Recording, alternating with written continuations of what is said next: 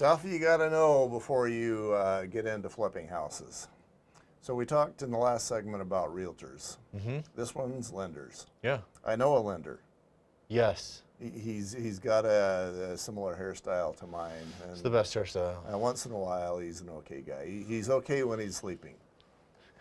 Let's say that somebody was needing a good lender, Okay. and he's not anywhere near. Is where you are. So you're in the Wasatch Front. Let's say this guy's in Moab. Okay. What does he need to know?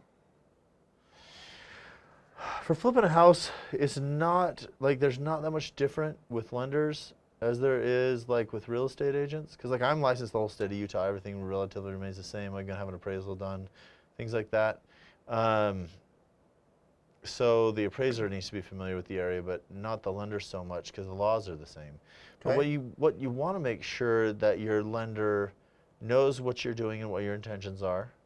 So if you're flipping homes and you go in and buy a home and then you're selling it in a true flip within 3 months, your lender's going to be raked over the coals by his investors. So make sure that you've got a guy that's been in the business long enough that he knows the guidelines and the regulations and can get you through. Because the other thing is sometimes you get some really good properties that aren't lendable at the time. So if you've got other properties that you can leverage, pull cash out on those, or work with him long enough so you know what your buying power is in a certain situation and what loans are going to take care of you best. For instance, so if you're going to buy a home and you are going to offload it relatively quickly, like it's going to be a long-term investment tax-wise, meaning you're going to keep it over a year, but then you're going to sell it. Right. You may choose to come in with a really strong offer, pay your own closing costs, offer more than they're asking, so you make sure you get the house, right? And then pay an abnormally high interest rate. You think, why in the world would I do that? But if you pay a higher interest rate, your lender can reduce your costs. So you pay $40 more a month for 12 months, but you don't come into closing, like you save $4,000 to $8,000. That's one of the big tricks that a friend of mine, a realtor who he retired a few years ago, but he and I worked together for probably 20 years. That was one of his big secrets, is let's up your interest rate, and then we can get so many thousands of dollars that we can put towards X, Y, and Z. And if you're, because if you're upping your interest rate, let's say 0.5%, and correct me if I'm wrong, you're saying, okay, person who has the money, I promise to pay you that extra 0.5% as long as I own the home, which may be 30 years, and then that lender says, great, I'll do that. And then you own the home for a year, lender still is not complaining, right? Right. If they get 6 payments or less, typically that's right around there's the threshold where the investors say, hey, this isn't worth my while. Now, to be clear, most loans still don't have prepayment penalties, but the lender, the originator, gets slapped. So, You get slapped. Okay, and but in the meantime, the home flipper is paying an extra, like you say, $40 per month for 6 months. Okay. Right. Right. And that allows you to do a lot of nice things. Right. Right. Yeah. You save thousands in closing costs and pay hundreds. Yeah. So things like that, things to be aware of. Okay, let's say that, because I'm going to recommend you, but let's say that you got run over by a bus. Okay. Twice. Ow. Backwards and forwards. Okay. And they made sure that they finished you off. All right. All right. They backed over you again. Good diagonal path or something. Yeah. Okay. You're gone. Gone.